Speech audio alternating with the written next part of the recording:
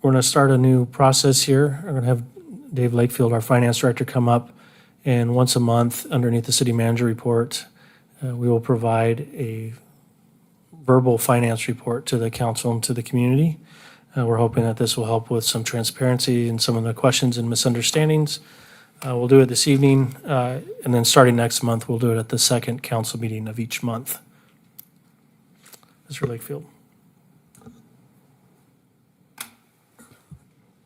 Good evening, members of the council. Like Harold said, we just wanted to bring some information in front of you to kind of give you a little more insight on what's going on with the city on a more regular basis. The finance department does update reports monthly to the city webpage, and we have monthly reports, we have quarterly financial reports, and of course all our budget and annual reports are on that page as well. This is intended to be a little bit more timely information and maybe break that information down into bite-sized pieces that are a little bit more easier to understand as we go through this. The focus of tonight's information is going to be just high-level information where we ended up 2023, and at the next presentation we'll start to dive into a little bit more detailed information as we work through the completion of the annual report and where we ended up for the year at 2023.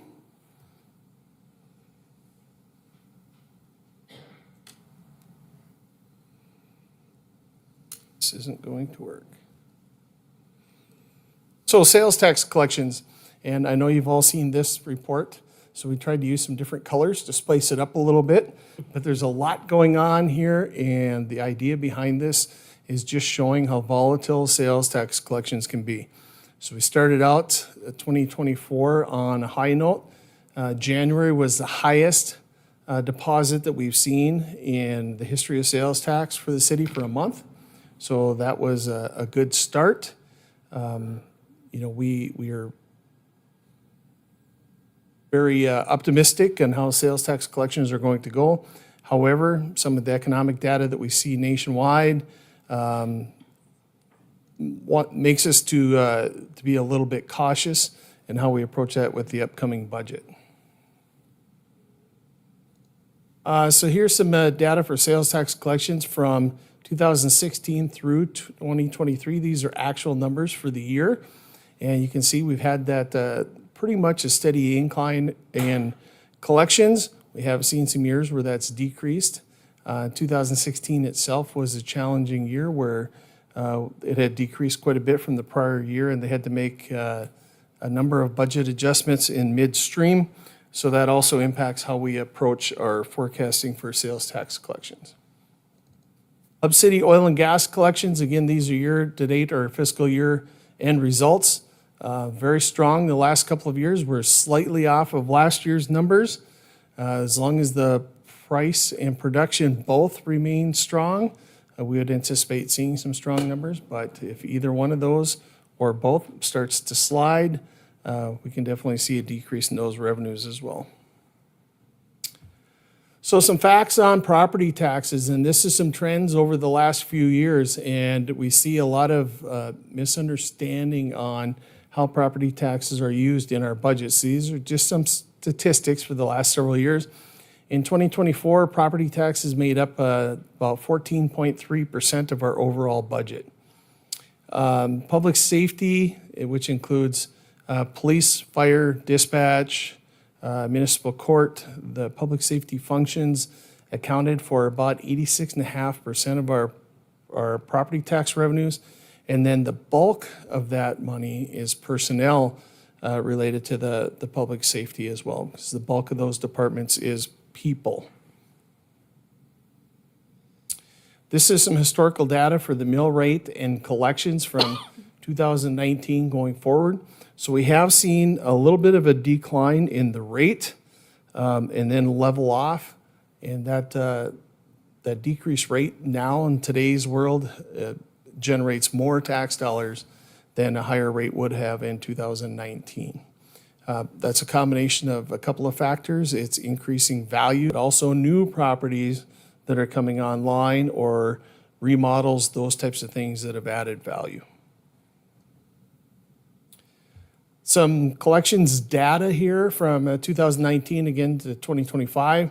So we've seen about an 8.4 increase over 6 years in our property tax collections.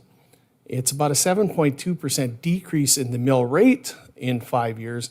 And there's a little bit of difference there because we don't know what the mill rate is going to be for 2025 yet. But we're under the assumption at this point that our dollar amount that we're going to collect for 2025 will be the same as 2024. So we already know that information, but we don't know where the mill rate will be because we're not sure what the values will be yet. So if we do the math on that, that's an annual increase of less than 1.4% for the last 6 years.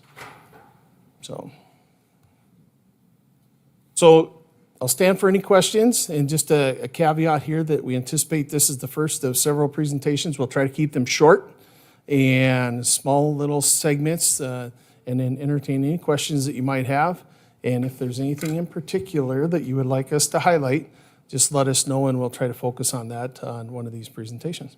And with that, Are there I'll any answer questions? Oh, I'm sorry, Dave. questions. Are there any questions? Steve? Yes, Carrie's asked us before, so I want to give her credit, but what are our fund reserves overall? And will you be giving us a breakdown by fund on a monthly basis in the future? I can, Mr. Mayor, Alderman Padragula, I can give you a breakdown on the reserves by fund, and I'll caveat that with a number of things. There are some things like flood control, for example, where we carry reserves in there. They are only to be used for a specific purpose, and sometimes we have contracts that are already out, money in the fund balance yet.